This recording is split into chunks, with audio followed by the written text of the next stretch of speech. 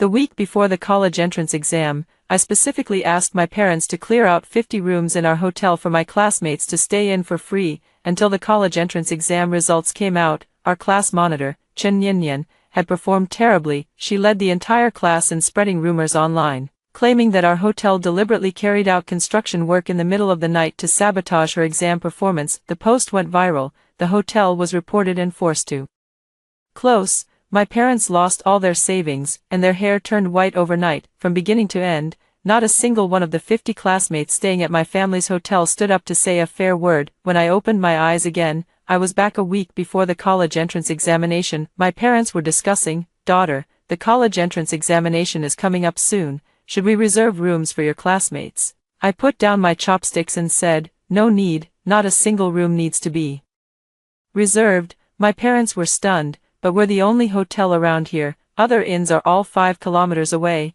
I smiled. That's perfect. Standing at the classroom door, I looked at the familiar faces inside, and a wave of nausea churned in my stomach. I clearly remember, in my previous life, it was these very people who, when my family was slandered all over the internet and reported until our business was shut down, not a single one of them stood up to speak a word of fairness. Chen Yan took the lead in posting online, claiming that my family's hotel was deliberately making noise with late-night construction just to sabotage her chances of getting into college. The post received tens of thousands of likes and shares, trending for 2 full days. My parents have never offended anyone in their lives. They're just ordinary, honest businesspeople. During those 2 days, the hotel's phone was flooded with cancellations and abusive calls. The Culture and Tourism Bureau came to investigate. The Housing and Urban Rural Development Bureau came to measure noise, and some people even went to the hotel entrance to hold banners. My father's hair turned more than half white overnight, and my mother cried until her eyes were almost blind. In the end, the hotel was ordered to suspend business for rectification. Fines, coupled with refunds, compensation, and contract terminations, wiped out all of our family's savings. I pulled myself back to the present and walked into the classroom. The classroom was noisy, with students in small groups discussing the college entrance examination. Some were comparing answers, some were flipping through books, and others were talking about where they would go to play after the exam. I walked to my seat and sat down, hanging my school bag on the side of the desk. Zhao Xiaoma in the front row turned around and smiled at me. "Jiang Yu, have you finished your homework?" In her previous life, she stayed in the most expensive suite in my house. My mother specifically changed it for her, saying that girls should live more comfortably. Not only that, but she also ate free breakfast for 3 days. Later, when the internet was scolding me, she didn't say anything. I glanced at her but didn't respond. Zhao Xiaoma didn't mind my silence and turned back to continue chatting with the person next to her. Class monitor Chen Yinyan walked over to my desk. "Jiang Yu, you're here." I looked up at her. "Chen Yinyan, my good friend, we've been desk mates since the first year of high school. On weekends, I often take her to my house. My mom cooks delicious food for her, and my dad drives her home. I knew her family wasn't well off, so I always insisted on paying the bill." She said she had never been to a 5-star hotel, so I took her to swim and have a buffet at my family's hotel, without letting her spend a single cent. I thought we were friends, but she turned out to be the first person to spread rumors about my family. "What's wrong?" Chen Yinyan tilted her head and looked at me, a hint of confusion in her eyes. "You don't look well. Did you not sleep well?" "I'm fine," I said, my voice even. Chen Yinyan sat down next to me, put her school bag down, and then naturally leaned closer, lowering her voice. "Jiang Yu, where are you staying for the college entrance exam?" In my previous life, it all started with this sentence: "At my family's hotel," I said. Chen Yinyan's eyes lit up. "That's great, your hotel is only 5 minutes from the exam hall, so you don't have to wake up early. I'm so envious of you. You don't have to spend any money. Didn't the school arrange accommodation?" "Staying at school is fine." Chen Yinyan was taken aback, probably not expecting me to say that. "It's really far from the school." Chen Yinyan frowned. "The school is in the east of the city, and the exam hall is in the west. Getting there in the morning would mean losing at least an hour of sleep." "An hour? For the college entrance exam? Can your mental state really be the same if you lose an hour of sleep?" She spoke very seriously. "Then you can go to bed earlier," I said. Chen Yinyan was momentarily speechless. She glanced at me, and there was something indescribable in her eyes. "But," she bit her lip, "if there's a better option, why settle for the worse? Your hotel is only 5 minutes from the exam venue. It would be great if everyone could stay there. We're all classmates, after all. We should help each other out, let's help each other out. I'm all too familiar with this phrase. In my previous life, it was this very phrase that made me feel I should lend a hand, as the class monitor's best friend, and with my family owning a hotel, why wouldn't I help? I helped, and then, the class bell rang. I didn't answer Chen Yinyan. I stood up directly and walked to the other side of the podium with my textbook. I found an empty seat in the back row and sat down. Chen Yinyan looked back at me. I lowered my head and opened the textbook. The Chinese teacher walked in and began explaining the key points for writing essays. I didn't listen to a single word.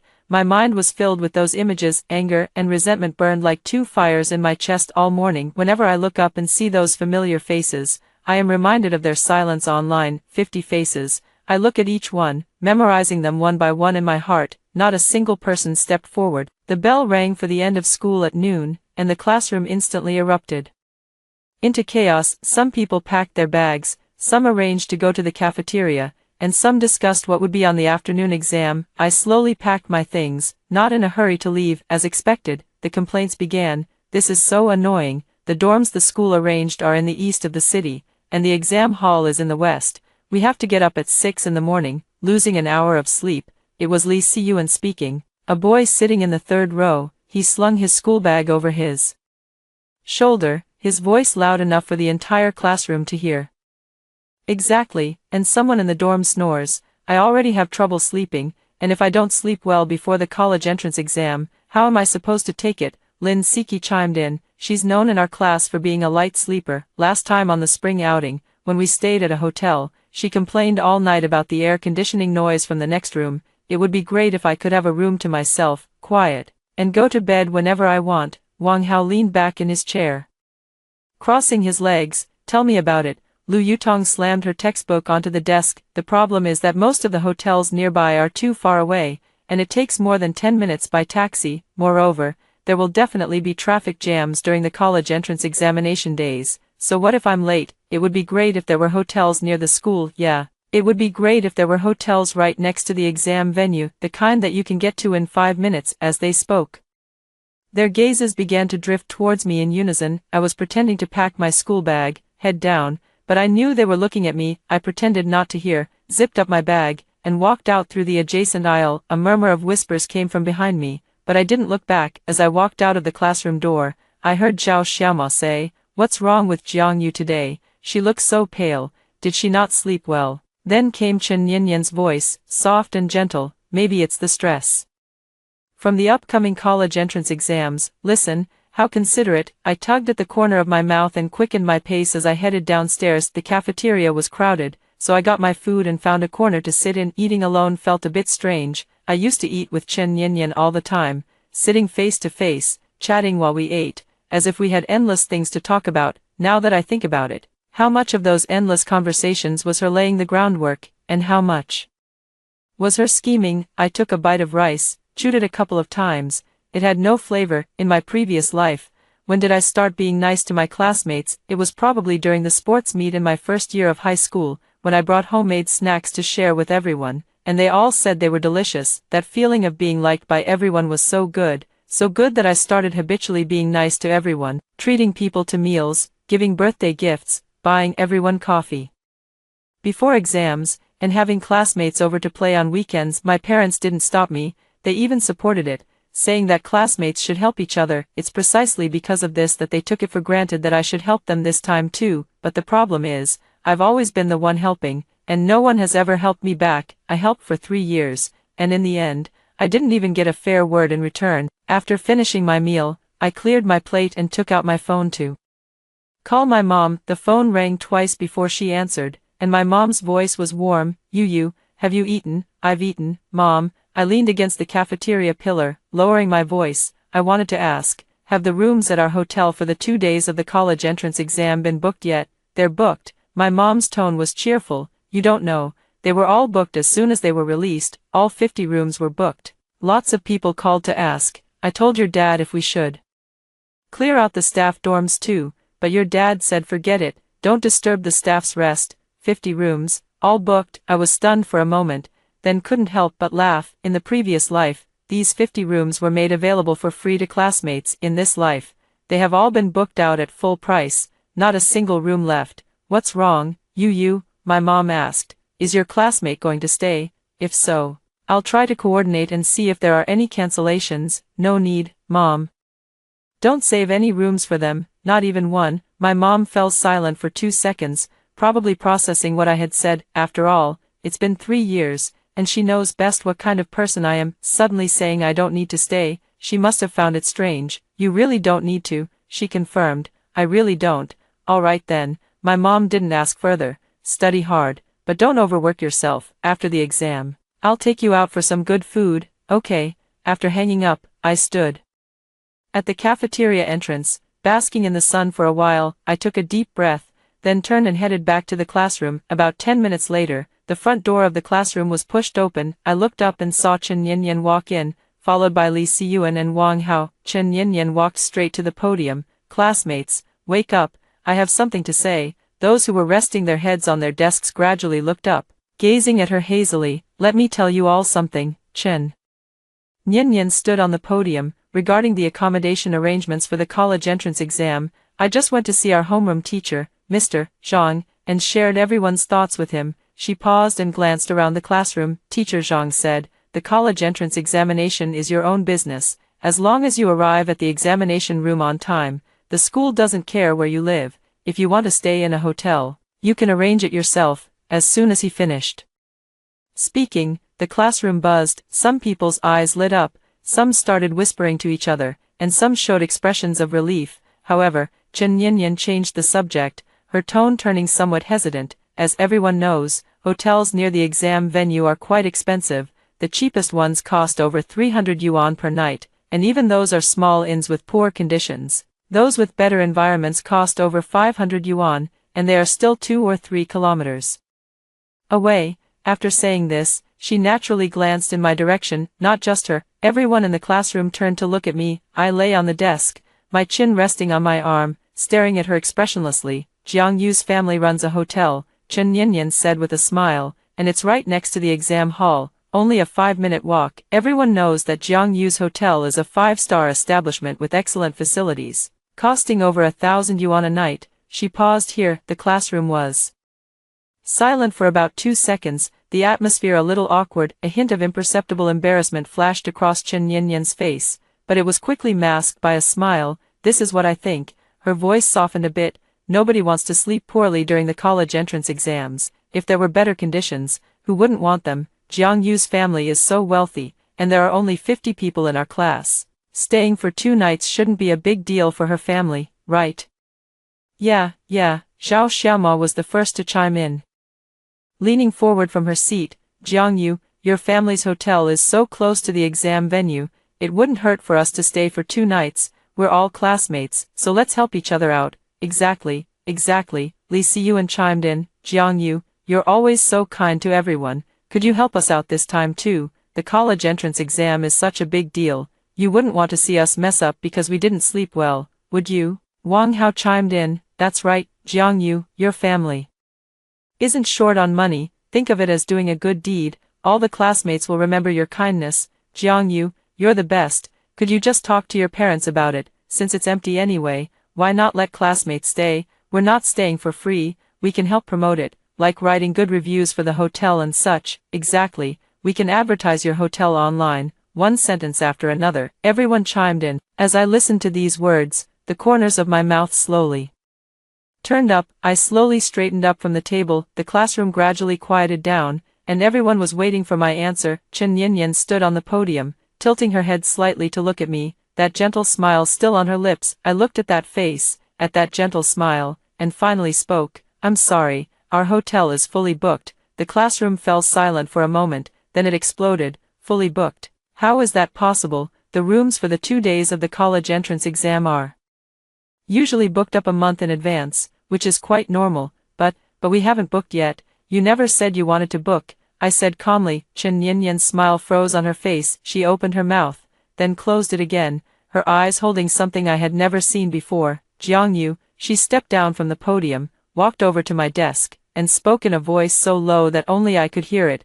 Why didn't you say so earlier? I was talking to my classmates for ages. I looked up at her, my eyes as still as a pool of dead water. You didn't ask me either. Chen Yinyan's expression changed. From annoyance, it turned into something indescribable. Her eyes were slightly red, her lips pressed into a thin line, looking as if she were about to cry. Jiangyu, do you have a problem with me? Her voice carried a slight tremor. I feel like you've been avoiding me all day. No, you're overthinking it.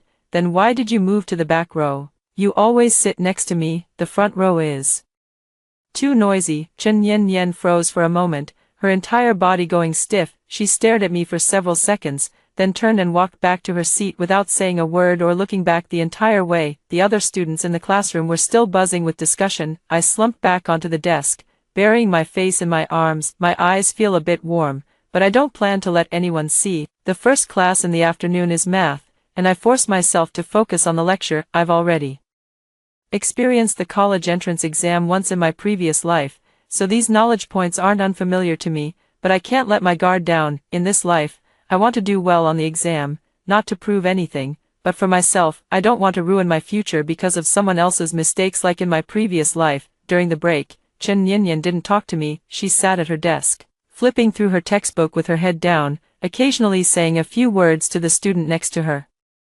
In a very soft voice, as if deliberately keeping her distance. I didn't mind. The last class before school ended was self-study, and our homeroom teacher, Mr. Zhang, came in. He is a middle-aged man in his 40s, with thinning hair, wearing a pair of thick glasses, and speaking in a slow, measured manner. Classmates, regarding the accommodation arrangements for the college entrance exam. Nian Nian came to talk to me about it this afternoon. Teacher Zhang stood on the podium and adjusted his glasses. My stance is that where you stay is your own choice, as long as you don't arrive late. However, I must remind everyone of one thing: don't cause trouble for your classmates. He said this while his gaze inadvertently swept over me. I lowered my eyes, pretending to look at my test paper. Jiangyu's family owns hotels, but that's their family business, so don't put pressure on her. She's 18 now, she should know better. The classroom fell silent for a few seconds, then I heard Zhao Xiaoma mutter softly, "We didn't say anything." Teacher Zhang ignored her and continued to talk about college entrance examination precautions. I looked at the densely packed formulas on the test paper,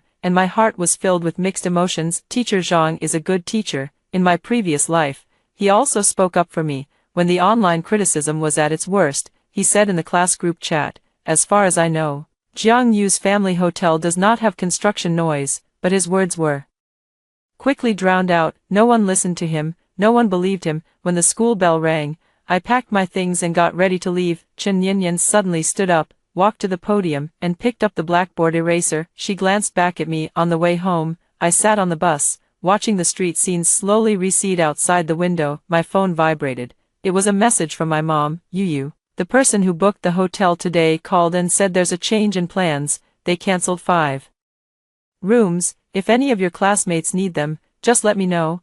I stared at the message, silent for a long time. I typed a few words and then deleted them, repeating this several times, until I finally replied with just one word, "Okay." The next morning, I went to school as usual. When I reached the school gate, I saw a crowd gathered in front of the notice board, looking at something. I moved closer and saw a large handwritten poster pinned to the notice board, Gaokao Mutual Aid Group.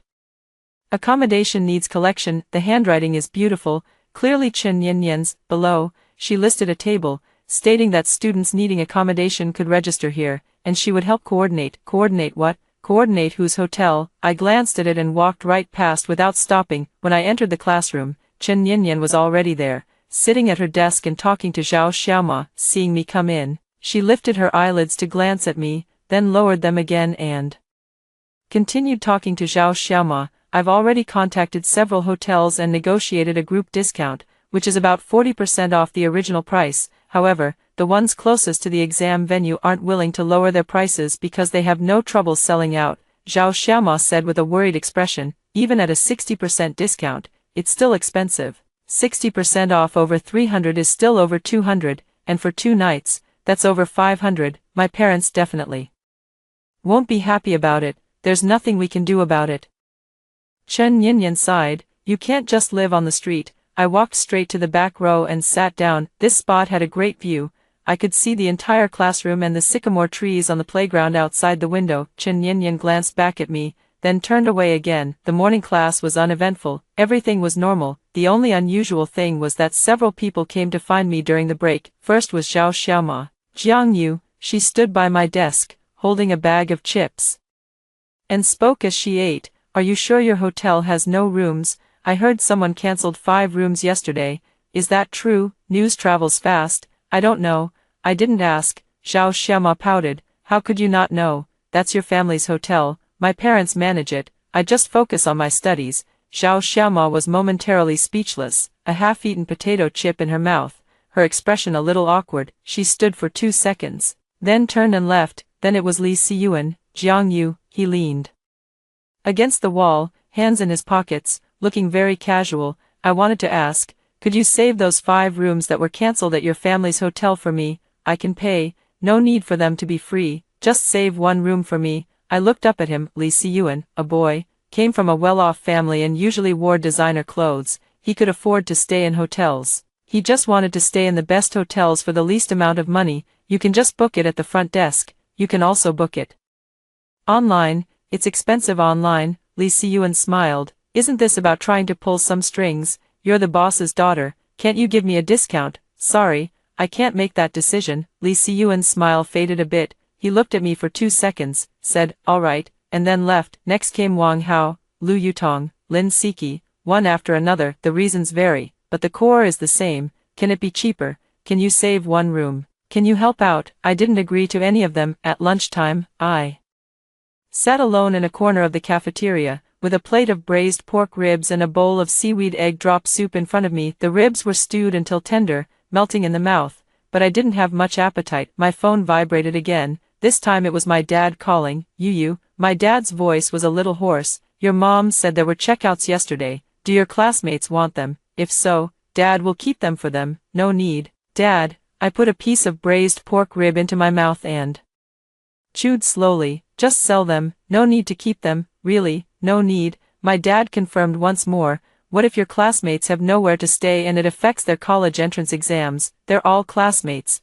If you can help, lend a hand. If you can help, lend a hand. That's just the kind of person my dad is. Always kind to others, never imagining that there could be such a thing as an ungrateful person in this world. In my past life, he gave the best room to my classmates and stayed in the employee dorm himself. And what was the result? The hotel was reported and forced to shut down. He was in his 50s, and his hair turned completely white overnight. Dad, they've already found a place to stay. Don't worry. That's good, that's good. My father sighed in relief. Then you better study hard. After the exam, Dad will take you out for a big meal. Okay.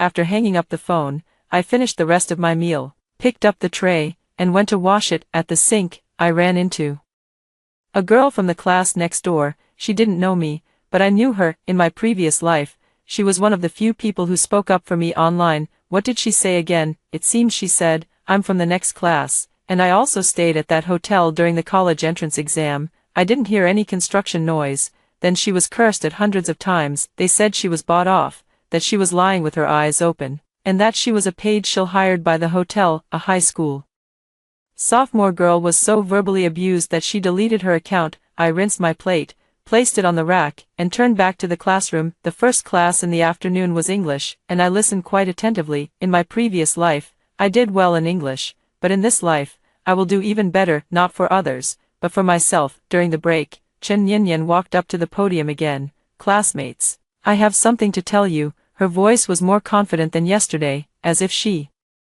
were announcing something important. Among the hotels I contacted yesterday, one is willing to offer us a 50% discount, but it's a bit far from the exam venue, about a 20-minute taxi ride. A chorus of sighs echoed through the classroom. 20 minutes, that's too far. How much would the taxi cost? 2 round trips, plus the accommodation fee.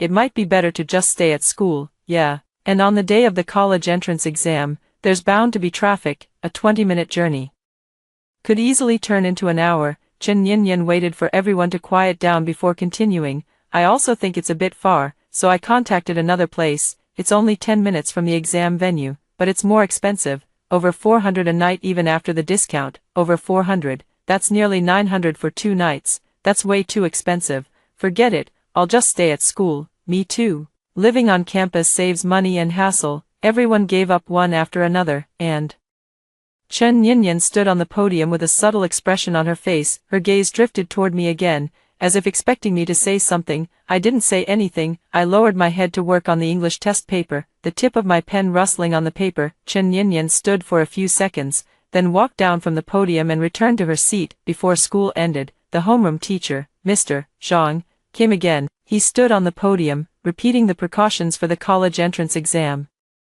and finally mentioned the accommodation arrangements. I heard some students are making arrangements to stay at hotels. Teacher Zhang's tone was neither warm nor cold. Let me say it again, where you stay is your own choice, but don't cause trouble for others, especially don't cause trouble for classmates' families. Their hotels are businesses, not charities. After saying this, he deliberately glanced at Chen Yinyan. Chen Yinyan lowered her head, her bangs covering half of her face, making her expression unclear. After Teacher Zhang left, the classroom fell silent for a few seconds before Zhao Xiaoma's voice rang out, not loud, but loud enough for everyone to hear. The teacher made it sound like we were forcing Jiang Yu. We just asked a question. It's not like we did anything. Exactly, Lin Siki chimed in, and Jiang Yu's family is so wealthy. What's the big deal about helping out? It's not like we're freeloading. We said we could help with promotion. Forget it, Lu Yutong said. We don't understand the world of the rich. Maybe she thinks people like us aren't worthy of staying at her family's hotel. Those words were a bit harsh, and the classroom fell silent for a moment. I sat in the back row, hearing every word of this conversation. My fingers gripped my pen, the knuckles turning white from the force. Not worthy of staying at her family's hotel. I put down the pen, took a deep breath, stood up, picked up my backpack, and walked out of the classroom. A murmur of whispers followed behind me, but I didn't look back. As I walked out of the school gate, I saw a familiar figure. Teacher Zhang stood at the school gate, talking to the security guard. Seeing me come out, he waved. Jiang Yu, come here for a moment. I walked over and stood in front of him. Teacher Zhang looked at me, pushed up his glasses, and after a 2-second silence, he spoke. Are you okay? I was taken aback for a moment, then nodded. I'm fine, don't listen to their nonsense. Teacher Zhang's voice was not loud, but very serious. It's your business that your family owns a hotel, and it has nothing to do with your classmates. Helping them is kindness, and not helping them is your duty. No one has the right to say anything to you. My nose suddenly felt a little sore, and I quickly lowered my head. Thank you, Teacher Zhang. Go back and study hard. Don't let this affect you. I nodded and turned to leave. After walking about a dozen steps, I heard Teacher Zhang sigh behind me and say to the security guard, what's wrong with kids these days? I couldn't make out what the security guard said in response, but I guessed he was probably agreeing. On the way home, I sat on the bus, put my earphones in, and played a random song. The music was so loud that it drowned out all the sounds in the carriage. 3 days before the college entrance exam, the school gave us a break. When I packed up my things and walked out of the classroom, I turned around for one last look. The countdown on the blackboard read, 3 days until the college entrance exam, with the chalk writing crooked and messy, written by the duty student in the morning. The desks and chairs were scattered in disarray, with various review materials and used scratch paper strewn across the floor. I will never return to this classroom again. Carrying my backpack, I walked out of the school gate. The sunlight was bright, warming my face. My phone vibrated. A message from Mom. Yu. The 5 rooms at the hotel have been sold out at full price, not a single one left. Standing at the school gate, I typed a few words, then deleted them, and in the end, I only replied with one word, okay. Just as I slipped my phone into my pocket, hurried footsteps sounded from behind me. Jiang Yu. I turned my head and saw Chen Yinyan running up to me. She was wearing a white hoodie, her hair tied in a ponytail, and a light sheen of sweat on her face. Her expression was a little anxious. She almost tripped as she ran over, stopping about 2 steps away from me and bending over to catch her breath. Why are you walking so fast? I called you several times, but you didn't hear me. Her voice carried a hint of complaint. I didn't hear you, I said. Chen Yinyan straightened up, glanced at me, and then bit her lip. Jiang Yu, I want to talk to you. Talk about what? We're at least desk mates, friends. You've been avoiding me these past few days, and it's really upsetting. As she said this, her eyes reddened, her voice trembling slightly, and she genuinely seemed very sad. I looked at her and suddenly felt it was all quite ridiculous. In my previous life, when my family's hotel was reported and shut down, she cried even more pitifully in front of the cameras than she is now. Chen Yinyan, I wasn't avoiding you. Then why did you move to the back row? Why don't you eat with me anymore? Why don't you answer directly when I ask you about the hotel? She asked 3 questions in a row. each laced with grievance. I looked at her face, the face I had seen for 3 years, beautiful, gentle, and understanding. Every time I didn't do well on an exam, she was the first to comfort me. Every time I was sick and took leave, she would copy my notes and bring them to my home. The friendship between us, in my opinion, was the kind that could last a lifetime, but it was this person who destroyed my home with his own hands. Chen Yanyan, I spoke, my voice very calm, about the hotel. I've already said it's fully booked. I answered you directly, saying it was fully booked, and you don't believe me. What can I do? Chen Yanyan was taken aback for a moment. Her lips moved slightly, but no words came out. As for me moving to the back row, I continued speaking. The front row is too noisy. I want to study quietly. As for meals, I prefer to eat alone. Do I need to report all of this to you? Chen Yanyan's face instantly turned pale. Jiangyu, I didn't mean that. I just what? I interrupted her. You just think because my family is rich, I should let you live in 50 rooms for free. You just think because I'm your friend, I should fix everything for you. You just think if I don't help, I'm stingy, selfish, and don't deserve to be your friend. Chen Yanyan took a step back, and the tears in her eyes finally fell. I didn't think that way. I really didn't think that way. If you didn't think that, then what did you tell your classmates? My voice involuntarily rose a little. You stood on the podium and told the whole class that my family's hotel is right next to the exam venue, that my family is very rich, and that staying for 2 nights is nothing to my family. How many times have I helped you? When have you ever helped me? Chen Yanyan's tears fell even harder. She wiped them away with the back of her hand, her shoulders trembling. Jiangyu, I really didn't mean it that way.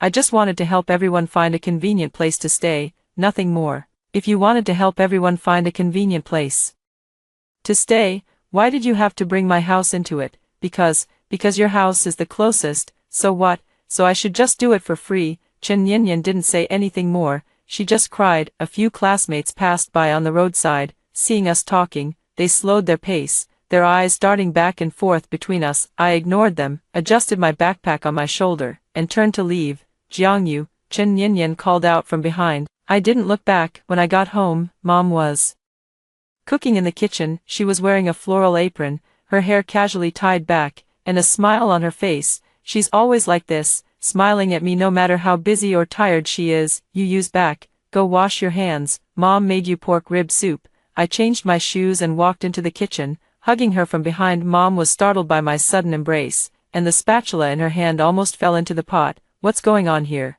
It's nothing, I just wanted to hug you. My mom chuckled and reached out to pat the back of my hand.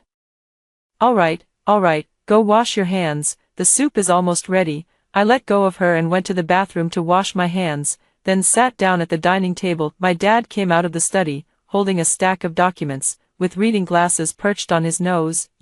Dad will take you to the exam center on the days of the college entrance examination. No need, Dad, I can go by myself. It's not far. How can that be? The college entrance examination is such a big event. Dad must take you. My dad put the documents on the table, took off his reading glasses, and looked at me with eyes full of doting. I looked at his face and thought of him with white hair in my previous life, and my eyes immediately turned red. What's wrong? My mom came out of the kitchen with soup and was startled by my expression. What's wrong? Nothing. I lowered my head and blinked hard. It's the chili that's making me cry. My mom glanced at the untouched dishes on the table, fell silent for a moment, and didn't expose me. During the meal, my dad brought up the hotel matter again. Are you sure your classmate doesn't need a room? The 2 days of the college entrance exam are definitely stressful. If they have to stay far away and can't rest well, it could affect their performance. I picked up a piece of spare ribs, put it in my mouth, and chewed slowly without answering right away. My dad is that kind of person, always thinking of others his whole life. Having run a hotel for over a decade, he has never once kicked out a guest for being unable to pay. One year, heavy snow blocked the roads, and hundreds of stranded travelers came down from the highway. While all the surrounding hotels raised their prices, ours kept the original rates and even provided free hot ginger soup and blankets. That incident later made the local news. When reporters came to interview him, my dad said to the camera, "It's tough being away from home. Such a good person, in his previous life, was pushed to a dead end by others. Dad, they'll arrange it themselves. You don't need to worry." My dad wanted to say something else, but my mom kicked him under the table. All right, if you says it's not necessary, then it's not necessary. Why are you worrying so much? My dad grimaced from the kick and obediently lowered his head to eat. I looked at them, feeling a pang of bitterness in my heart. In my previous life, I couldn't protect them. In this life, I'll take over. On the last day before the college entrance exam, I went to school to pick up my admission ticket. A few people were scattered sparsely in the classroom, all making their final struggles. Chen Yanyan wasn't there, Xiao Xiaoma wasn't there either. Only a few boys who usually didn't talk much were sleeping with their heads on their desks. I took my admission ticket and walked out. When I reached the doorway, I ran into Teacher Zhang. Jiangyu, don't rush to compare answers after the exam, get some good rest. Got it, thank you, Teacher Zhang. Also, don't pay attention to those idle gossip, just focus on your exams. I nodded and walked out of the teaching building. On the playground, some people were playing basketball, while others were lying on the grass, basking in the sun. Everything seemed so normal that it felt as if the events of my past life had never happened, but I know they happened. I remember every detail. On the day of the college entrance examination, my dad got up at 6 o'clock. He wore a red t-shirt, saying it was for good luck. My mom also wore a red dress and put a red envelope in my school bag. It contained 66 yuan, which she said meant everything goes smoothly. I didn't know whether to laugh or cry, but I didn't refuse. The exam hall was indeed very close to home, only a 5-minute walk away. My dad insisted on escorting me, and since I couldn't persuade him otherwise, I let him. The entrance to the examination hall was crowded with people, students, parents, teachers, police officers, and volunteers, a dense mass. Some were crying while holding their admission tickets, others were laughing while hugging their parents, some were cramming by flipping through notes, and some were taking deep breaths to adjust their state. I stood in the crowd and took a deep breath. Gaokao, I'm here. The first subject was Chinese. In my previous life, I scored 112 points, which wasn't bad but also not great. This time, I was fully prepared. The essay topic was inheritance. I wrote about the story of my family's hotel, about my father, a man who was kind to others all his life, and about the lessons he taught me. As I wrote the last word, my eyes grew a little warm. The second subject was math, which was my strong suit. In my previous life, I scored 135. This time, I came prepared, reviewing all the knowledge points and practicing countless times on all the error-prone questions. When I handed in my paper, I was confident, expecting at least 140. The third exam was English, and the fourth was liberal arts comprehensive. As I took each exam,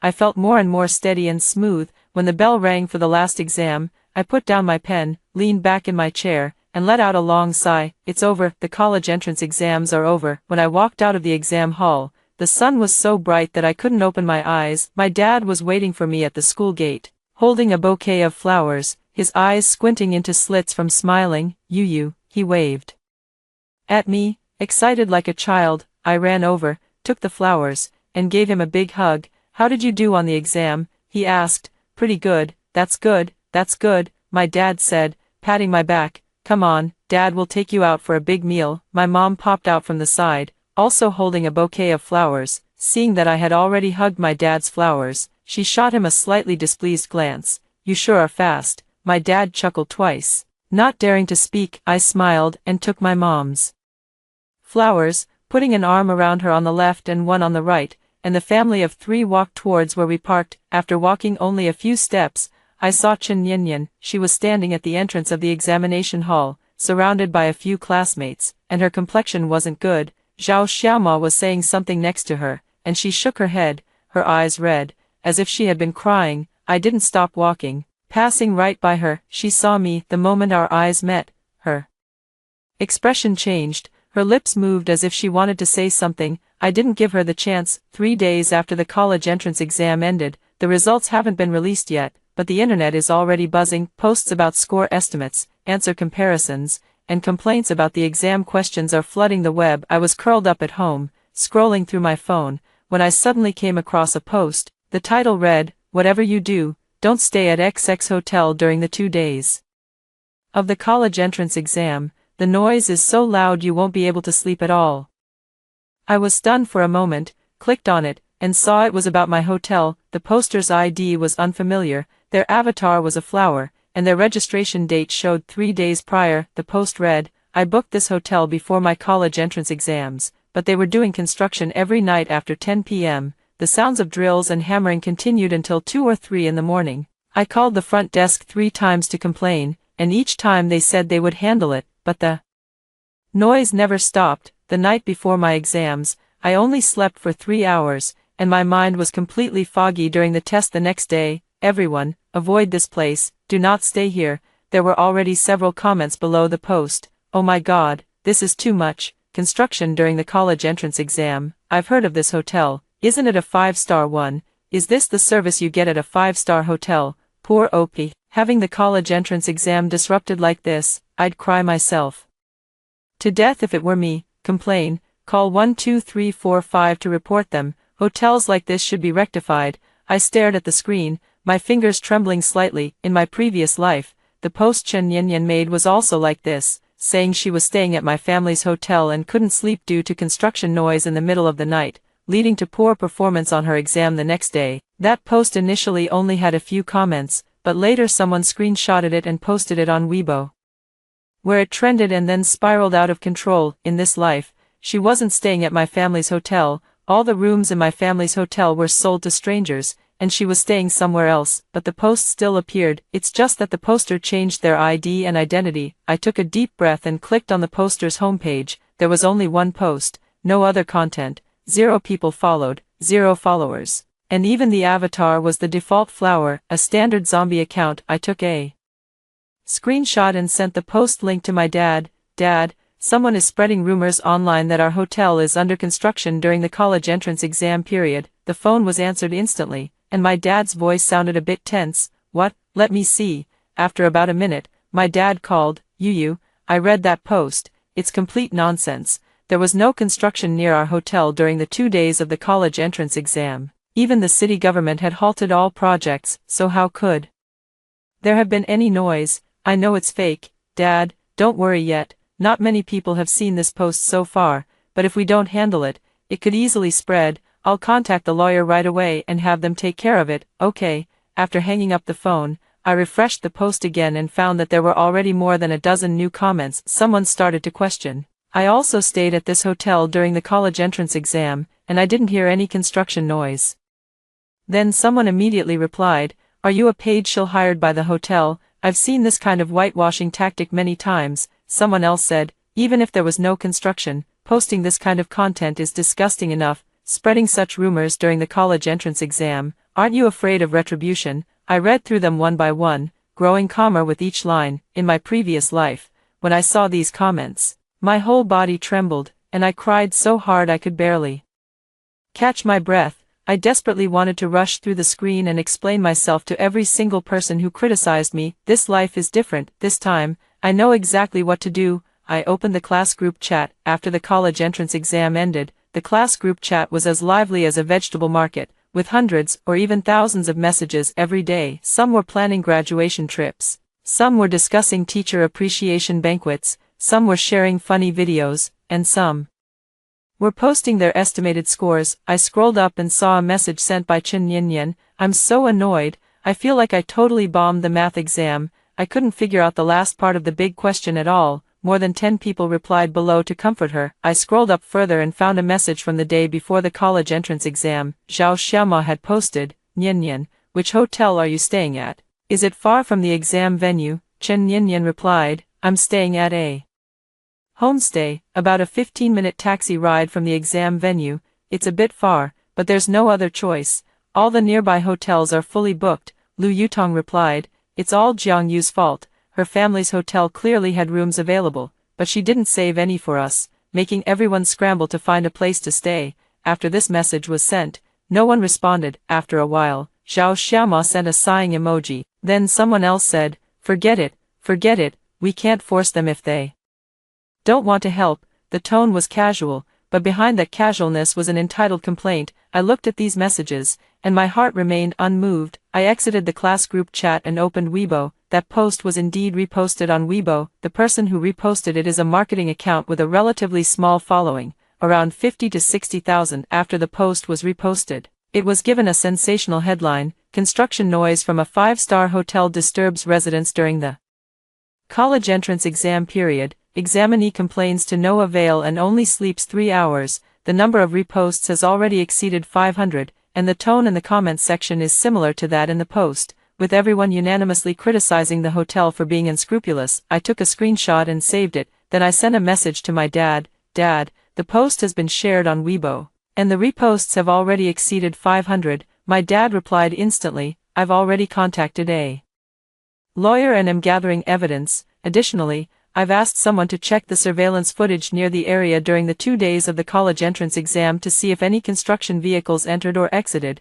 Are there any surveillance cameras? Yes, there are 2 cameras at the entrance of our hotel, facing both sides of the road. I've already had someone retrieve the footage from the 2 days before and the 2 days after the college entrance examination. It's very clear, with no construction whatsoever. I breathed a sigh of relief. Dad, don't rush to post it yet, let's wait for the lawyer's opinion. Okay. Over the next 2 days, the post's popularity continued to soar. More and more marketing accounts have started reposting the story, with increasingly exaggerated headlines. Some even directly wrote that the 5-star hotel is putting profit over the lives of exam candidates, and the readership easily surpassed 1 million. The comments section has been completely overrun. Out of tens of thousands of comments, 99% are criticizing our hotel. The Cultural and Tourism Bureau called my dad's phone, speaking in a very serious tone, saying they would come to investigate. The Housing and Urban Rural Development Bureau also called, saying they would come to measure the noise levels. Everything was exactly the same as in the previous life, but this time,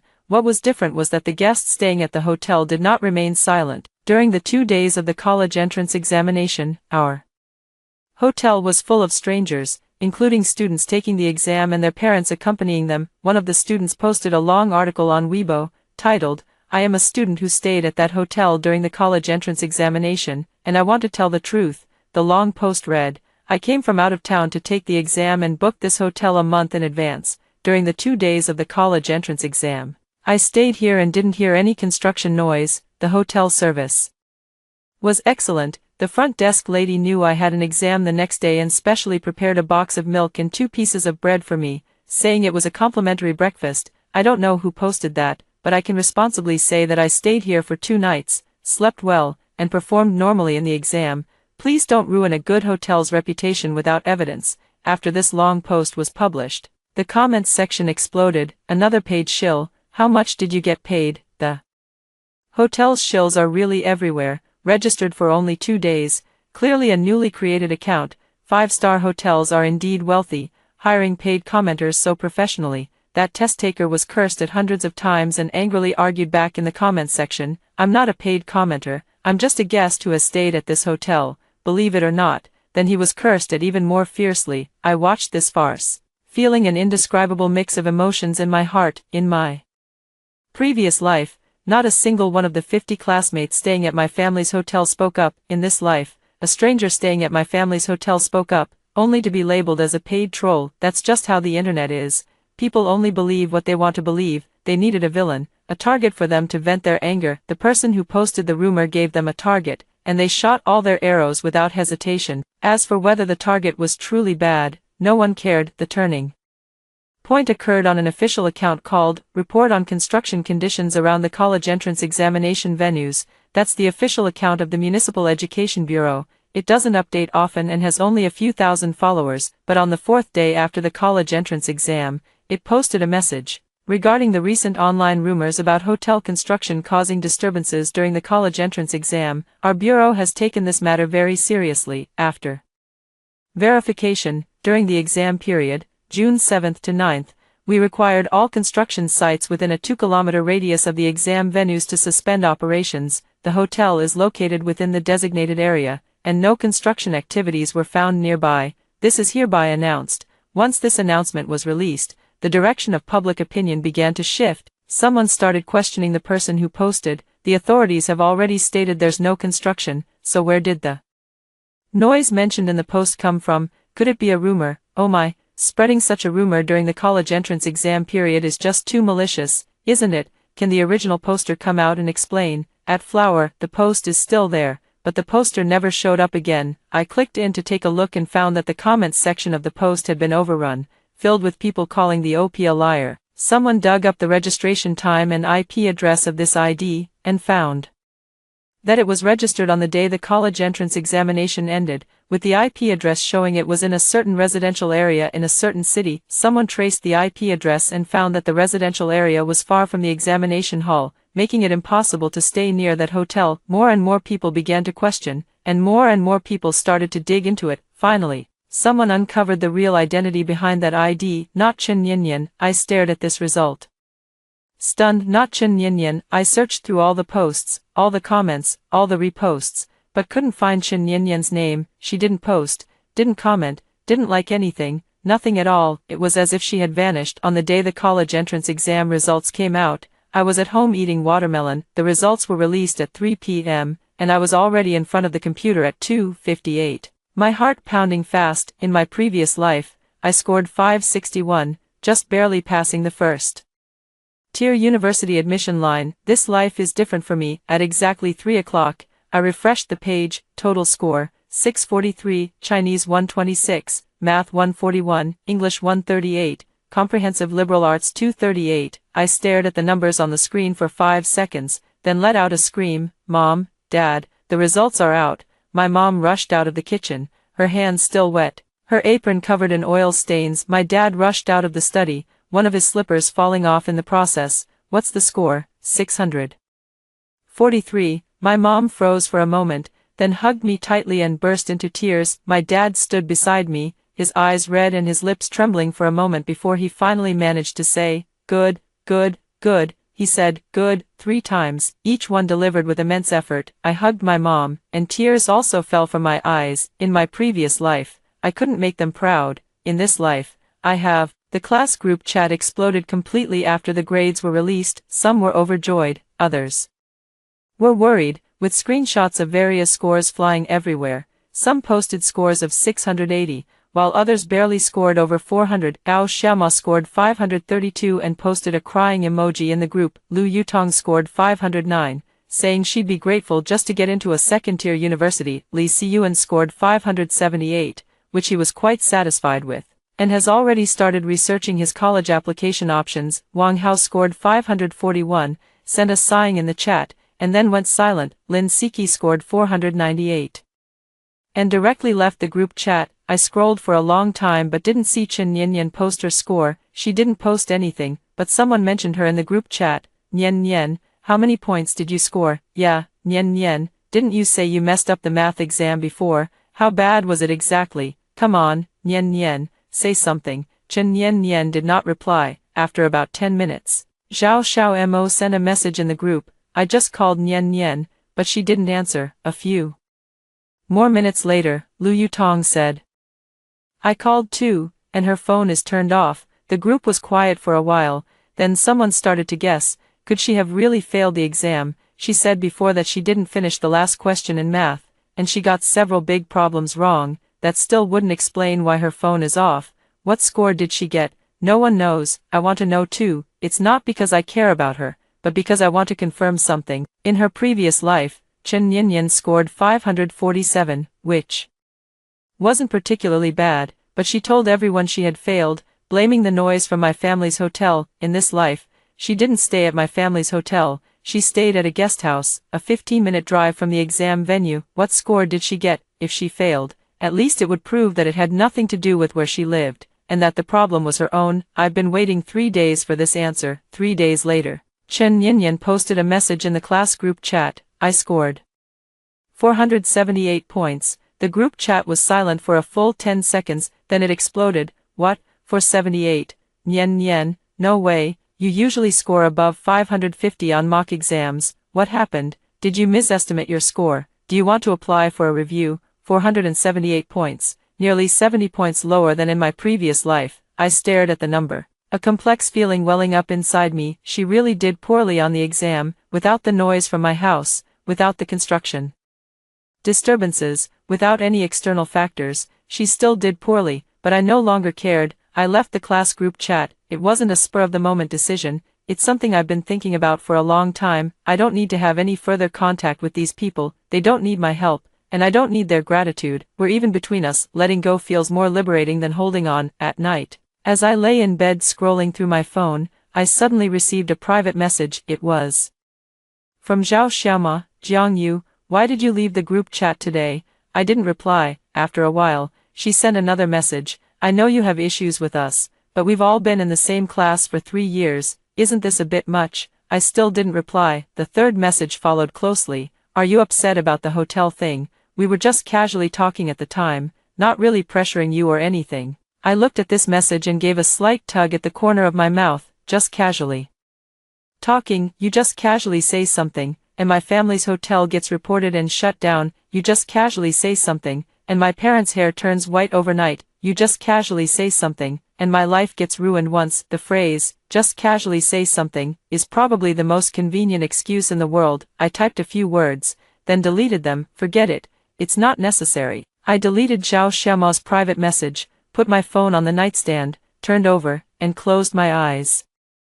Tomorrow, I'm going to visit a university very, very far away, so far away that you can no longer see the faces of those people. After hearing the first story above, what are your thoughts? Feel free to share your opinions in the comments section. Next, there is another similar story. Let's continue to see. My sister and I both registered as bone marrow donors at the same time. After a successful match, she backed out and asked me to donate. The recipient was from the Su family, the wealthiest in the capital city. To express their gratitude, the Su family's only son married me, and I became the young mistress, admired by everyone in high society. To compete with me, my sister borrowed money and took out loans everywhere, spending recklessly and accumulating massive debt. Her husband eventually kicked her out. When we met again, she went mad, pushed me down the stairs, and accidentally fell herself. We both lost our lives. After being reborn, my younger sister took the lead in donating and successfully married into the Su family. On the wedding day, she raised her glass with a smug smile. Sister, I was born to be a young mistress, you can't envy that. I also raised my glass in return. Sister, being the young mistress of the Su family isn't easy. You must always maintain good health. Miss Mu, both of your bone marrow types have been successfully matched. I know you are sisters, so I called you here today to ask, which one of you will donate? My gaze slowly focused. The doctor in front of me was wearing a white coat, looking serious. The suffocating feeling of nearly drowning still lingered in my chest. I stumbled and fell to the ground. The familiar environment and the doctor's words made me understand. I've been reborn. My younger sister, Mu Xing, stepped forward and excitedly grabbed the doctor's arm. Doctor, look, my sister was so scared she fell. She's been like this since she was little. Talks a good game but backs down when it's time to act. I'm not afraid. I'll donate. My sister's unusual behavior made me instinctively look at her. She looked excited, her eyes red with emotion, showing no sign of fear, but she shouldn't be acting like this. In our previous life, we went together to the donation center for testing. After receiving the volunteer donation form, she excitedly posted pictures across all social media platforms, along with the caption, "Where the heart leads, the feet follow." With every bit of warmth, shine a little light. But when the doctor notified her that the match was successful and she could donate, she was so frightened that she hid in her mother's arms. I heard donating bone marrow is very painful, and I'm afraid of needles. I've always been in poor health, but my sister is healthier than me. Let her go instead. The day after I completed my donation, the Su family, the wealthiest in the city, came to my door with lavish gifts. It turned out that the recipient of my donation was Su Jingru, the most beloved daughter of the Su family. To show gratitude, Su Jingru's brother, Su Yanming, often came to visit me. After dating Su Yanming for a year, I married into the Su family. The Su family gifted my parents a house and a car, helped my sister secure a job at Su Corporation, and she also married a department manager who was being groomed for a key position at the company. As for me, I became the young mistress of the Su family, a young lady highly sought after in high society. At a banquet, she tearfully confided in me that her life wasn't going well, and if she had been the one to donate the bone marrow, she would have been the young mistress of the Su family. I told her that marrying into the Su family wasn't as wonderful as she imagined, but she thought I was just showing off. Perhaps my words stung her, and she began to compete with me. Whatever I ate, she had to eat. Whatever I wore, she had to buy. The department manager she married could afford occasional extravagances but not endless spending. To satisfy her vanity, she started taking out loans. Loan sharks came to their home, frightening her mother-in-law into a heart attack. It was only then that her husband learned she had accumulated $1 million in debt. In a fit of anger, her husband divorced her, seized all the luxury items, and threw her out of the house penniless. My parents called me out, hoping I could help my sister repay her loans. I explained that I was struggling myself and truly couldn't assist. When my sister heard I refused to help her, she immediately went crazy. She pushed me down the stairs to my death, but lost her balance and fell down herself. Opening my eyes again, I watched my sister obediently follow the doctor for testing. During the examination, she showed no pain, only barely concealed joy. Before entering the operating room, we watched her at the door of the sterile ward. She smiled and said something to me before being wheeled into the operating room by the doctor. My parents were still guessing what she had said, but I understood her lip movements. She said, "In this lifetime, I'll let you taste the feeling of jealousy too." I should have guessed the moment I was reborn.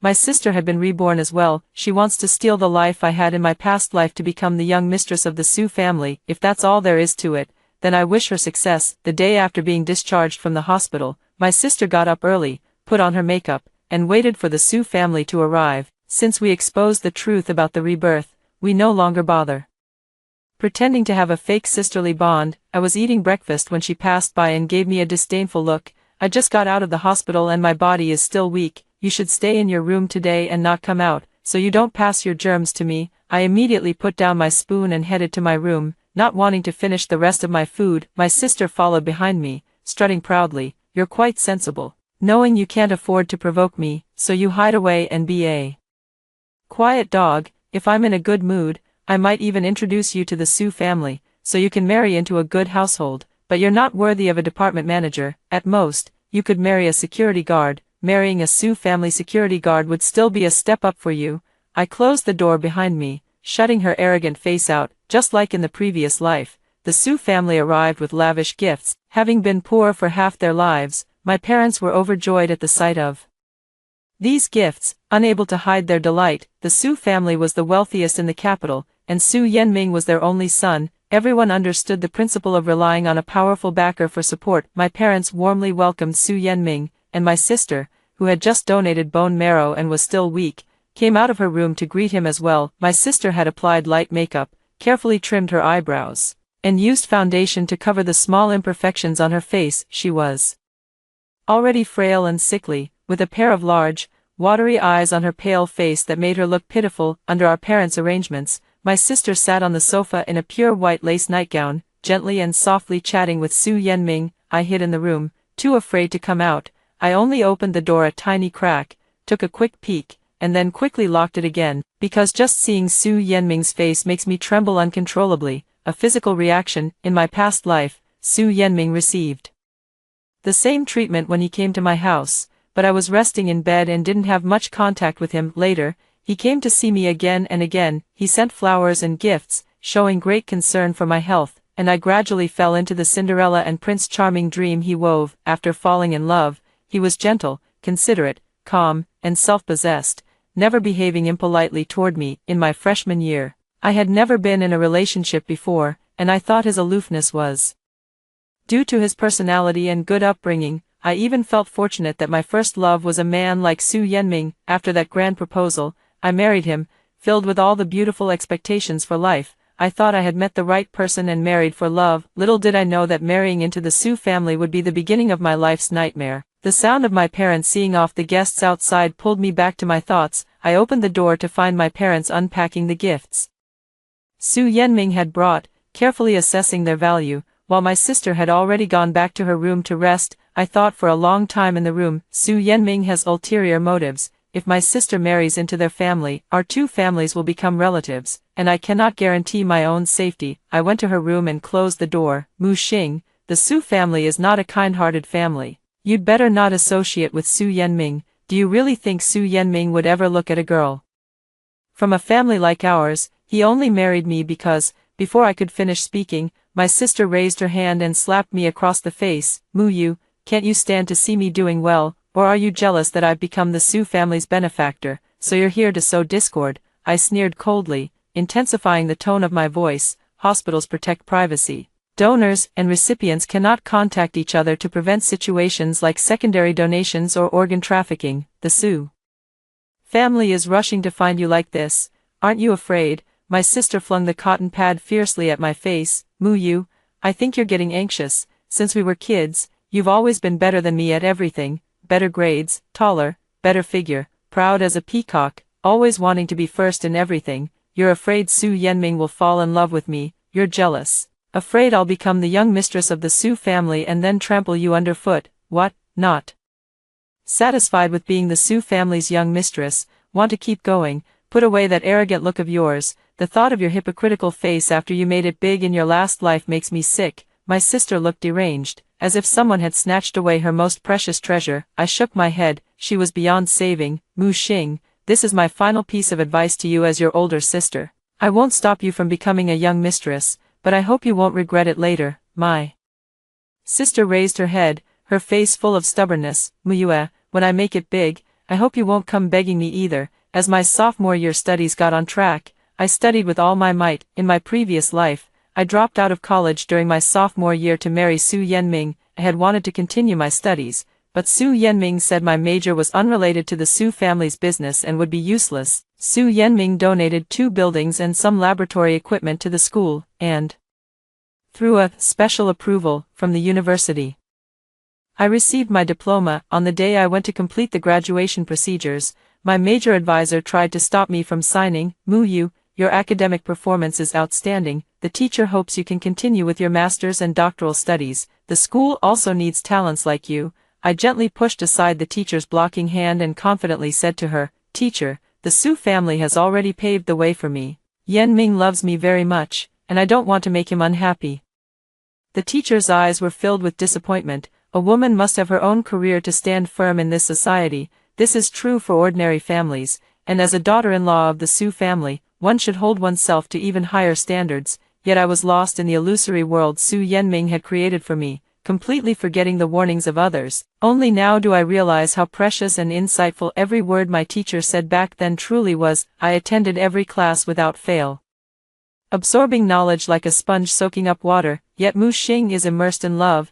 I haven't seen her at school for half a month. In the early morning, while jogging and reciting English words, I heard a familiar voice calling my name, Mu Yu. I stopped in my tracks and instinctively turned around. Su Yenming was smiling and waving at me. Seeing the person approaching, that immense sense of suffocation enveloped me. Images from my past life kept flashing through my mind. In the dimly lit room, I was chained up, and Su Yenming, dressed in a suit, walked over and grabbed my neck. Mu Yu, why won't you listen to me? Why don't you take better care of your own body? A hand waved in front of my eyes. Muyue, what's wrong with you? I snapped back to reality, gasping for breath. Su Yenming stood before me with a gentle smile. You're Muyue, right? Muxing's older sister. I should have run, but the fear from my past life made my feet refuse to obey. I told myself that I had been reborn, that I wouldn't have to go through those things from my previous life again, and forced myself to stay calm. Yes, I am Mu Yu. May I ask what Mr. Su needs? Su Yenming narrowed his eyes slightly, looking me up and down. Why didn't I see you when I visited your home last time? There was no hint of affection in his gaze. He wasn't looking at me as a woman, but rather as if I were a commodity. Your body is in good health. I clenched my fists and scolded him sharply. What do you mean? Of course, I knew what he meant, but I had to be firm. He smiled. I mean no offense, I'm just curious. Mu Xing said you two are twins. I've heard that among twins, one is always a bit weaker while the other is stronger. It seems the stronger one is you. I cut him off. Mr. Su, if there's nothing else, I'll be on my way. I still have a class to attend. Just as I was about to leave, I saw Mu Xing running over from a distance. She flew into Su Yenming's arms like a little bird. Yenming, you came to pick me up. The paperwork is all done, let's go. Su Yenming affectionately patted her head, subtly pulling his arm out from her embrace. Remember in my past life, I also hugged Su Yenming with such joy and excitement. On the surface, he showed no change at all, stiff as a block of wood. After parting ways, I suddenly remembered I had forgotten to give him something. Chasing after him to the school gate, I saw him take off his suit jacket and hand it to his bodyguard. His eyes were filled with disgust. Take it away and burn it. Then he opened a bottle of mineral water and frantically washed his hands until they turned bright red before stopping. At the time, I thought he had gotten something dirty on his hands. Now it seems that the dirty thing was me. Su Yenming pointed at me. Mu Xing, I heard your sister's match was also successful. You can invite her over to play more often in the future. My sister's face instantly fell. She glared at me fiercely, tightening her grip on Su Yenming's arm once more, clearly asserting her claim. Sister, you haven't been home in a long time, so you probably don't know yet. Yenming proposed to me, and his parents are very satisfied with me. We're currently discussing the wedding arrangements. I forced a faint smile. Congratulations. After declaring her sovereignty, my sister took Su Yenming by the hand and turned to leave. As they walked away, she spoke in a coquettish tone. Yenming, I think we should stop associating with my sister. She's a refined egoist, incredibly arrogant. She was indeed a match, but when the doctor asked her to donate, she was so scared she fell down. She had no intention of donating at all. I was the one who stepped forward to donate. My bravery brought us together. The sound of their voices gradually faded into the distance, and the two figures grew smaller and smaller as they walked away. Just before their figures vanished completely, I faintly sensed that Su Yenming glanced back at me. That glance from Su Yenming gave me nightmares for a whole week. Every night, I found myself in that dark room, weighed down by heavy iron chains that left me unable to move. Every day, I have to take various nutritional supplements, and even when I have no appetite, I am forced to eat 5 meals a day. After waking up, I found that I had completely lost interest in food, and anxiety had taken over my body. This won't do. The Su family holds great power and influence. If they set their sights on me, I won't be able to escape at all. I gave up my major courses and started studying law day and night. During the day, I attended large lectures at the law school, and at night, I taught myself by searching for materials online. I also started a self-media account, focusing on the persona of a beginner learning how to switch majors to law. I went live on camera every day, set study plans, and studied together with the people in the live stream. My sister is preparing for a grand wedding, while I successfully changed my major during the transfer exam in my junior year. I finally became a student in the law school. I share legal knowledge on my self-media account, offering 2 hours of free consultation via live streaming every day, and quickly became a blogger with millions of followers. At my sister's wedding, relatives and friends all came to witness the ceremony. The aunts and uncles spared no effort in praising my parents. You're truly blessed to have twins, and both sisters are so accomplished. Mu Yu is now a major internet celebrity. She speaks up for women, offers free legal consultations, has received official commendations, and even made it into the newspapers. Mu Xing is even more remarkable. She married the wealthiest man in the capital and became a wealthy socialite. You too can enjoy the rest of your lives in comfort. My parents, basking in everyone's flattery, had flushed faces and couldn't have been happier. Dad even waved his hand grandly. Ah, I've loved them both since they were little. As long as they're happy, we don't ask for anything in return. I silently took a sip of water while sitting at the dining table. Love, happy. In my previous life, I found an opportunity to escape. When I returned home, I begged my parents to save me and asked them to help me call the police. My parents agreed to me verbally, but behind my back, they slipped sleeping pills into my food and sent me back to the Su family. I asked them why they did this. My mother avoided eye contact, yet her voice was full of conviction. Our family's big villa was given by the Su family, and they promised to arrange a job for your sister after she graduates. For your sister, for this family, even if you have to endure some grievances, you must bear it. Because of this escape, I was locked in a dark room, completely plunged into darkness. In my previous life, for my sister's sake, they told me to endure. If my sister had cried out to them for help, would they have told her to endure as well? After the ceremony, my sister came over with a wine glass to propose a toast. Everyone was uttering auspicious words, and she merely nodded in agreement. When it came to me, however, she raised her wine glass, her face beaming with pride. Sister, I was born to be a young mistress. You can't envy that. She leaned close to my ear, lowering her voice. Even if Yenming invites you to come over to our house, you are not allowed to come. Don't try to get anything from the Su family. Su Yenming is mine, and everything in the Su family belongs to me. To others, it looked like we sisters were embracing. Everyone was marveling at the deep bond between us sisters. I raised my glass and offered my most sincere wishes. Sister, being the young mistress of the Su family isn't easy. You must always stay healthy. Okay. My sister looked puzzled, not understanding why I was telling her to stay healthy, but it didn't matter. She would soon find out. Being the young mistress of the Su family is not an easy role to play. The joy brought by the wedding banquet lasts only a moment. The days and nights to come will be spent in torment. The wedding banquet was grand, and many relatives of the Su family attended. Su Jingru, as the groom's sister, naturally attended this grand ceremony. She wore a custom-made white gauze dress, her delicate face carrying a sorrowful beauty. I smiled at my sister and gestured for her to look toward a corner of the banquet hall. There, Su Yenming, usually aloof and reserved, was holding Su Jingru, his face filled with worry and his eyes brimming with deep affection, but my sister paid it no mind. They are biological siblings, don't use your dirty thoughts to speculate about their relationship. Jingru is the youngest daughter of the Su family, she has poor health, so everyone dotes on her. Yanming said that his relationship with Su Jingru is different from mine, and he told me not to overthink it. I raised the corner of my mouth. Yes, her feelings for Su Jingru are indeed different from yours.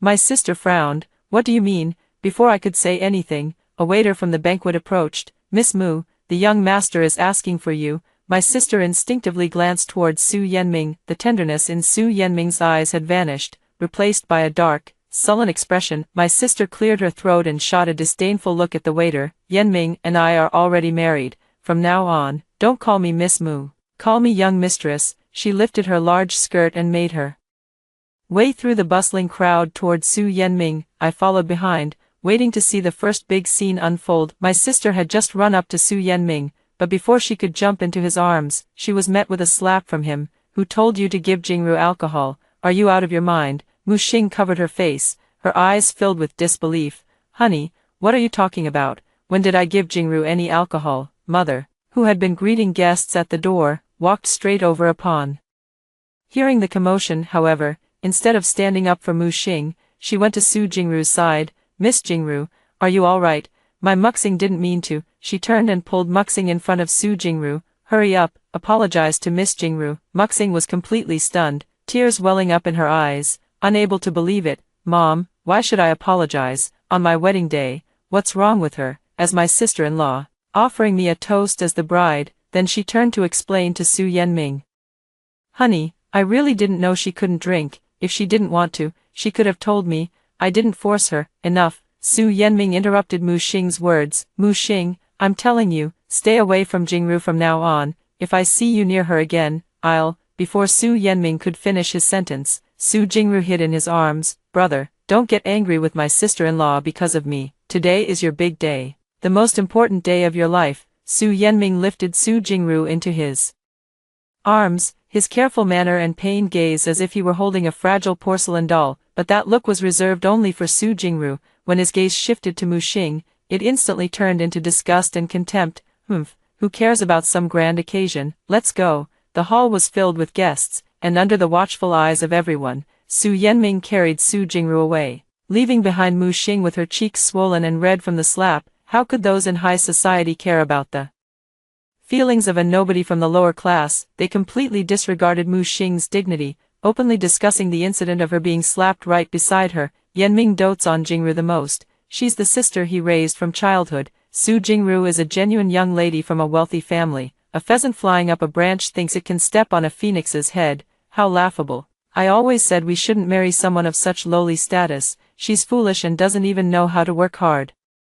Since she wants to establish herself in the Su family, she doesn't even bother to learn about the Su family's affairs or cater to their preferences. She deserves to be beaten. Mu Xing was scolded mercilessly, with both her mother and father trying to console her. You were in the wrong in this matter. Just bear with it. Today is your big day. You've never been clever since you were little, and you haven't improved at all as you've grown up. Go apologize to your husband and your sister-in-law later, and while you're at it, help me ask about the job. I grew up with Mu Xing, so I understand exactly how she feels right now. She just wants to vent her anger, but she's afraid the Su family will reject her, so she has to hold it in. Everyone at the banquet was humiliating her, and she could only listen because each person's status was higher than hers. She didn't dare act recklessly. I stood at the outermost edge of the crowd, raising my champagne glass in a toast to her as Mu Xing's gaze met mine. My dear sister, this is the life of a high society young mistress.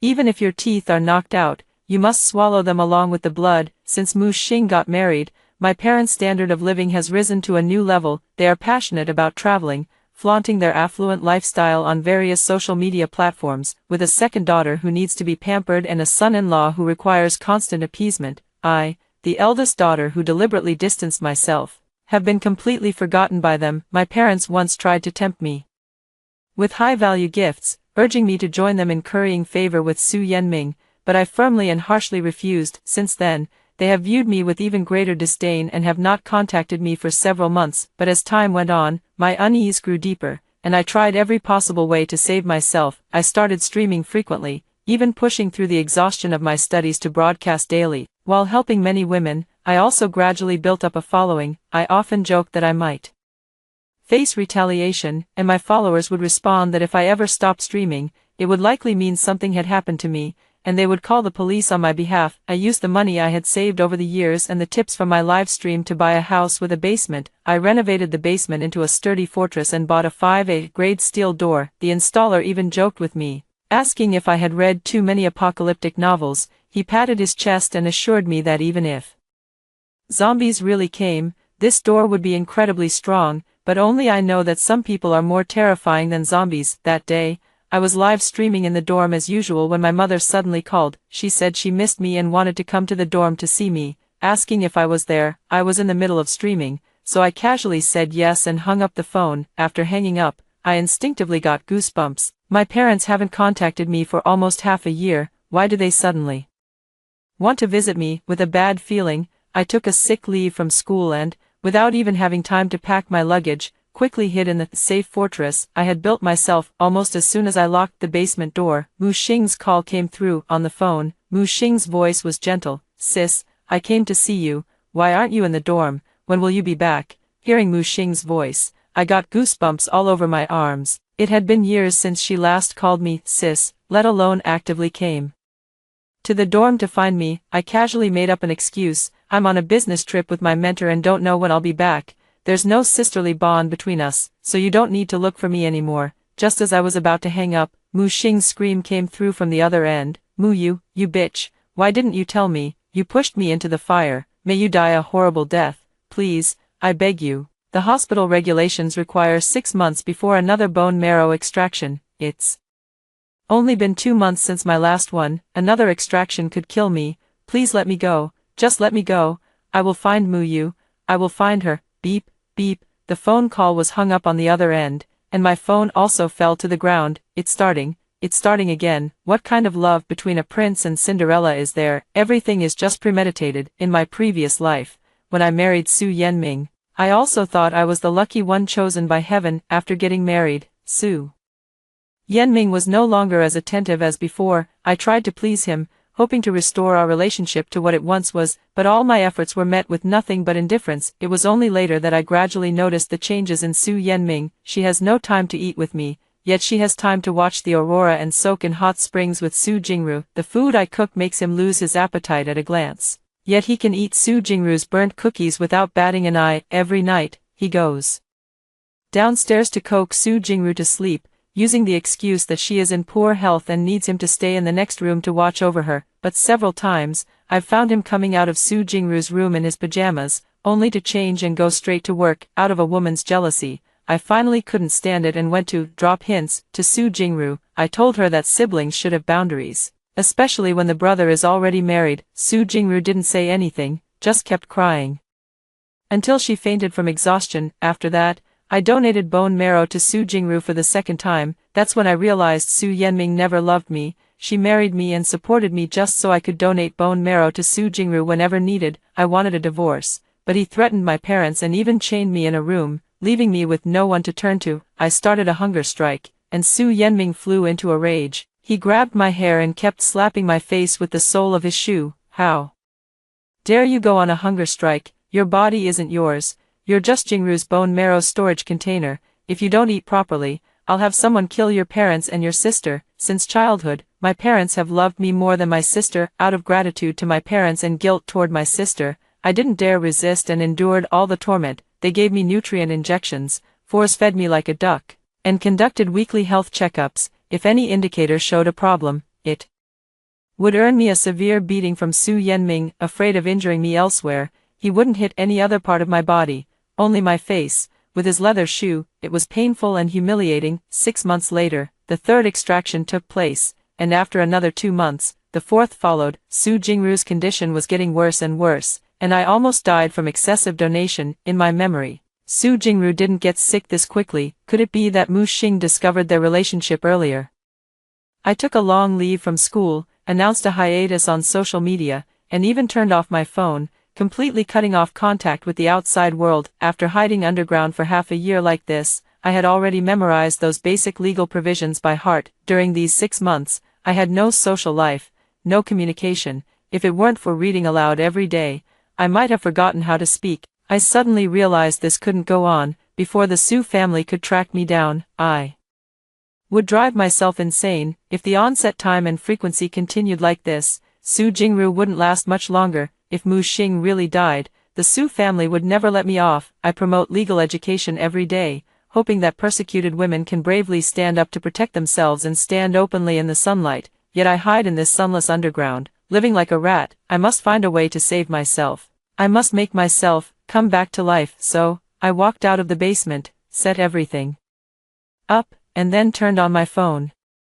3 days later, I received another call from Muxing. She said she wanted to talk to me, so I sent her my home address. Even though I knew what would happen if I married Su Yenming, I was still startled by Muxing's current appearance when I saw her again. Muxing no longer had the graceful figure of a young girl. She looked as if she had gained 40 pounds. She looked haggard, her face pale, and she appeared utterly frail. As soon as she entered, she spoke. "Mu Yu, you've really done me in. Why didn't you tell me about all of this? Or are you doing it on purpose, to get back at me, deliberately watching me suffer?" I turned around, confirming once again that the basement door was open, and I could hide inside at any time. Then I walked over to Mu Xing, looking for an opportunity. "Mu Xing, I told you long ago that a family like the Su family would never look twice at ordinary girls like us. Being a wealthy socialite isn't that easy. Did you have a fight with Su Yenming?" Mu Xing's face was filled with hatred. "Stop pretending, you know it, don't you? Su Yenming doesn't love anyone at all, he only loves Su Jingru." I pretended to look surprised. "What is it? Su Jingru is his own sister, what they're doing is incest." Mu Xing was taken aback for a moment, then burst out laughing. "You didn't know, you actually didn't know, ha ha ha ha ha." Laughing and laughing, Mu Xing began to cry bitterly. Su Jingru is an adopted child in their family. The two of them are genuinely in love. They were originally going to get married, but Su Jingru suddenly fell ill and just happened to match my bone marrow. Through official medical channels, you can only donate once every 6 months. The Su family can't frequently demand donations, so they can only marry me into their home, secretly imprison me, and extract my bone marrow for Su Jingru to use. Thinking of the experiences from my past life, my whole body trembled. Beating and imprisonment are illegal. You can report it to the police, and I'll be your defense lawyer. Mu Xing's face turned pale, and with a thud, he knelt on the ground. "Sister, I beg you, please save me." Got a chance, I rushed over and hugged her, taking the opportunity to toss a tube of lipstick into Mu Xing's handbag. "What are you doing? Get up quickly." Mu Xing couldn't stand up, kneeling on the ground and crying. "They kept feeding me 5 meals a day, and if I dared to vomit, they would beat me." I secretly ran back to my parents' house, but they couldn't bear to give up their wealth and glory. They actually gave me water laced with sleeping pills and sent me back. "Sister, the Su family has money and power. We commoners can't fight against them. We are siblings after all. Can you bear to watch me die from having my bone marrow extracted? Besides, if I die, the Su family's next target will be you. My today will be your tomorrow." I let go of Mu Xing and took 2 steps back to keep my distance from her. What should I do? A brilliant light shone in Mu Xing's eyes. "Su Jingru is in poor health and now requires a bone marrow supplement once a month. I've looked it up. The hospital recommends 6 months as the optimal donation period. Actually, after hematopoietic stem cells are extracted, they can regenerate within 1 to 2 weeks. We'll take turns drawing lots. You draw once, then I draw once, so that means each of us gets a month off. The Su family has professional nutritionists and doctors, so there's no need to worry about health issues. They will recover quickly." Looking at Mu Xing's frail body, I couldn't possibly believe her nonsense, yet she kept on talking to herself. "The Su family can give us endless money, we can buy whatever we want. You love being in the spotlight so much and enjoy live streaming. Su Yenming can set up an entertainment company for you, make you a star, and invest in you. You can be as famous as you want." I shook my head and stepped back, 1 step at a time. "Mu Xing, what you're saying is utterly absurd. Do you realize that what the Su family has done is immoral and is challenging the bottom line of the law? Having money means you can do as you please, but you cannot act lawlessly. If we encourage this kind of unhealthy trend, then there will be no law to speak of in this society. Women already face enough difficulties in life. If everyone bows down to money, leading to the emergence of a black industry chain, how many more women will suffer?" Persecution, we are human beings, not domesticated pets, not blood bags. We must live safely and with dignity. Your request is too outrageous. I can't do it. The only thing I can do to help you is to call the police. The slightly ajar door creaked open. Su Yenming, wearing gold-rimmed glasses, appeared at the doorway. His eyes gleamed coldly, his lips thin, as if the word heartless were carved on his face. Mu Xing, I gave you a chance, but you failed to convince your sister. He looked up at me again. Mu Yu, I gave you a chance too, but you didn't cherish it. With a wave of his hand, over a dozen burly men walked in from outside. Grab that woman, she's perfectly healthy, her bone marrow can be used directly. Seeing several people rushing over, I dashed downstairs and in a few steps, I rushed into the basement and locked the door. Outside, they hacked and chopped with knives and axes, but the door showed no reaction at all. I knelt on the ground, relieved that the door seller hadn't lied to me. Outside the door, Su Yenming was cursing. Mu Yu, don't even think about calling the police. I've already installed a signal jammer near your house, so your phone won't work. The lock expert is on the way. Even if you hide inside, I can still get the door open. If you come out now, I can give you a chance to atone. As long as you agree to let me extract your bone marrow properly, I won't lock you up. How about it? Having lived 2 lives, I wouldn't believe a single word Su Yenming says. Seeing that I remained silent, Su Yenming, furious and flustered, led the others up to the first floor. Su Yenming's curses and Mu Xing's screams echoed through the air. You useless thing, you've already gotten so fat, yet your physical data still doesn't meet the standards. You can't even donate stem cells to Su Jingru. What good are you, you useless piece of trash, you good for nothing. If Jingru has any problems, I'll make your whole family pay with their lives. Then, the sound of leather shoes striking flesh echoed, slap, slap, through the empty room. At first, Mu Xing was still screaming in agony, but after about 10 minutes, she fell silent. After that, Su Yenming ran to the basement like a madman and started kicking the iron door. Mu Xing is unconscious. If you open the door, I'll take her to the hospital. Aren't you a lawyer? Refusing to save someone in a life-threatening situation counts as intentional homicide. As soon as he finished speaking, the sound of the door being broken open rang out. Don't move, police, hands up, Su Yenming asked the person next to him. Didn't you install the most advanced model jammer? How could she still make a call? Before he could finish speaking, the police rushed over and took Su Yenming and several bodyguards away. Once I was sure it was safe, I opened the basement door and was escorted outside by the police. As I walked into the living room, I saw medical staff performing CPR on Mu Xing. Her face was already swollen and battered, covered in so much blood that she was almost unrecognizable. Several doctors shook their heads and covered her body with a white cloth. At the police station, after giving my statement, I saw Su Yenming standing boldly outside the window of the interrogation room, smiling at me. I grabbed the female officer taking my statement and screamed frantically, "Why is he here? How is he okay?" The female police officer gritted her teeth. Looking utterly helpless, the opposing lawyer presented a report claiming the other party has mental health issues and requested bail. I shook my head frantically.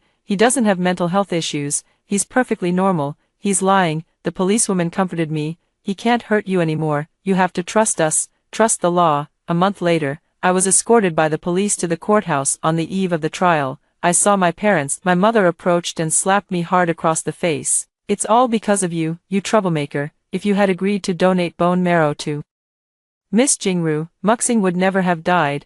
If Muxing hadn't died, our lives wouldn't have turned out like this. You offended the Su family, and they took back the house and car they gave us. Those luxury stores claimed the gold cards the Su family gave us were forged, and now they're suing us to repay the money. Your father and I are in debt for 10 million yuan. Hurry up and apologize to the Su family, then donate bone marrow to Miss Jingru, and marry into the Su family in place of Muxing. I rubbed my stinging cheek and thought for a moment. This slap wasn't even 1/10,000th as painful as the one Su Yenming gave me in my past life. Parents who've pushed me away in both lifetimes.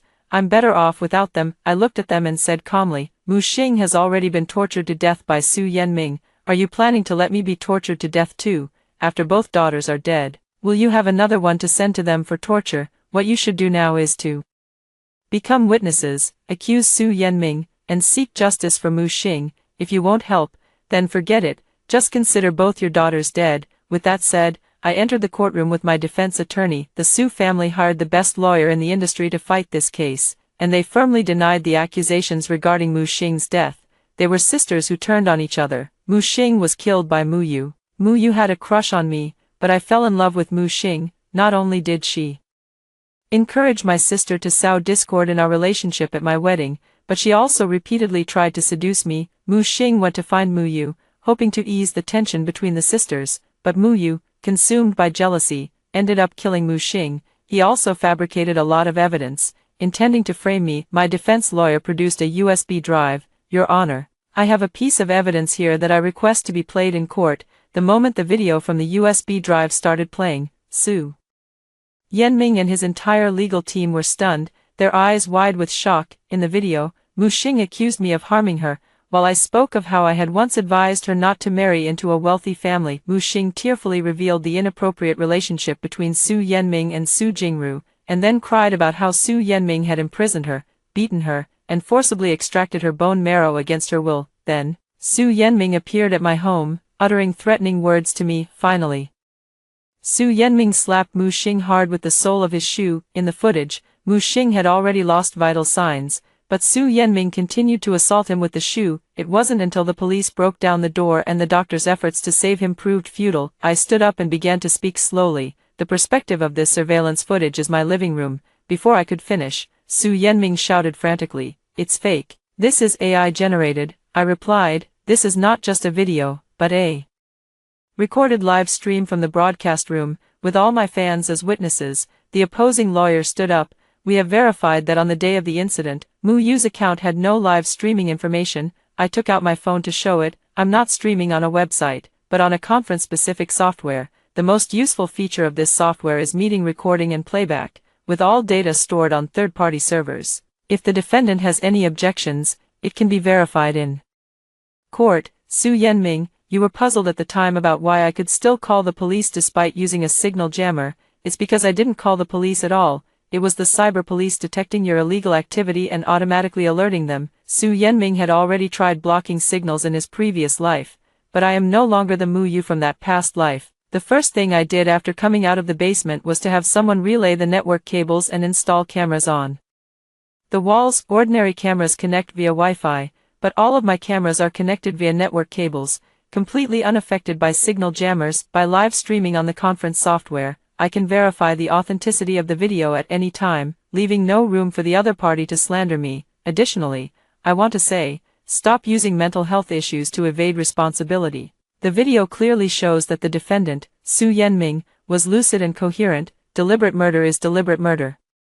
A lawsuit dragged on for half a year, with the defendant Su Yanming attempting to use mental illness as a defense. While awaiting the verdict, the Su family once again pressured me to drop the lawsuit. Not only did I refuse to withdraw the lawsuit, but I also blurred the surveillance footage from my home and had a third party posted online. The exposure of Su Yanming and Su Jingru's illicit affair, along with their coercion of the victim into donating bone marrow under the pretext of marriage, caused a huge uproar in society. The Su family's stock plummeted to its lowest value overnight, and competitors seized the opportunity to pour fuel on the fire, exposing their market manipulation, regulatory violations, and other commercial illegal activities. The Su family was too busy dealing with their own troubles to have any time to threaten me. With the pressure from the Su family gone, someone online came forward with a real name expose. Her daughter was also deceived by Su Yanming in the same way, leading to her death. One piece of evidence after another was submitted, and Su Yanming was sentenced to death in the first trial. On the day of the verdict, I saw Su Yanming. In his previous life, he was always impeccably dressed in a suit, without a single wrinkle on his clothes, but now, he was wearing prison clothes, with shackles on his hands and feet, clanking as he walked. Seeing him so disheveled and unkempt left me momentarily dazed, and I couldn't help but wonder if the Su family had found a stand-in. It wasn't until Su Yanming's eyes caught sight of me that he instantly transformed into a frenzied lion, baring his claws and teeth at me. "Mu Yu, you despicable woman, why didn't you just obediently donate your bone marrow?" "Why, my Jingru is dead." "Jingru is dead?" I looked at him coldly. "Do you know, every day people die because they can't find a suitable bone marrow match." Su Jingru was adopted by the Su family. The Su family's money allowed her to enjoy the best medical conditions and the highest priority for bone marrow matching, which was already a great fortune. Everyone has their own fate. forcing someone else's life to extend hers goes against the laws of nature and violates human ethics. I still say the same thing, the rich can do as they please, but they cannot act without regard for the law. Su Yenming collapsed to the ground, weeping. I love her, I want to keep her, what's wrong with that? I shouted loudly. You can love her well within her limited lifespan. Cherish her memory after she passes away, but you cannot let others be buried with her. But now it's fine, you can personally be buried with him. On the day Su Yenming was executed by firing squad, the Su family announced bankruptcy and entered debt restructuring. My parents also received a compensation payment from the Su family for Mu Xing, as ordered by the court. With my help, they appealed against the unsubstantiated violations and sold off the luxury items. Mu Xing's compensation just covered the remaining debts. I gave them the keys to the house with the basement. This house is for you to live in. There's still some compensation money left from Muxing. You have hands and feet, you can work and live a good life. Father lowered his head. Xiaoya, we were wrong, we shouldn't have. I turned and left, not even wanting to hear an apology. I will never forgive them. 6 years later, I participated in a legal education variety show as an outstanding lawyer representative. Facing the camera, I bravely told all female friends, when facing unfair treatment at work, domestic violence in marriage, or societal stereotypes imposed on women, we must bravely take up legal weapons to defend our rights. We were meant to live under the brilliant sun, walking our own path of flowers. After hearing the 2 stories above, what are your thoughts? Feel free to share your opinions in the comments section. Looking forward to hearing from you. If you liked this story, don't forget to like it, share it, and subscribe to my channel. See you next time.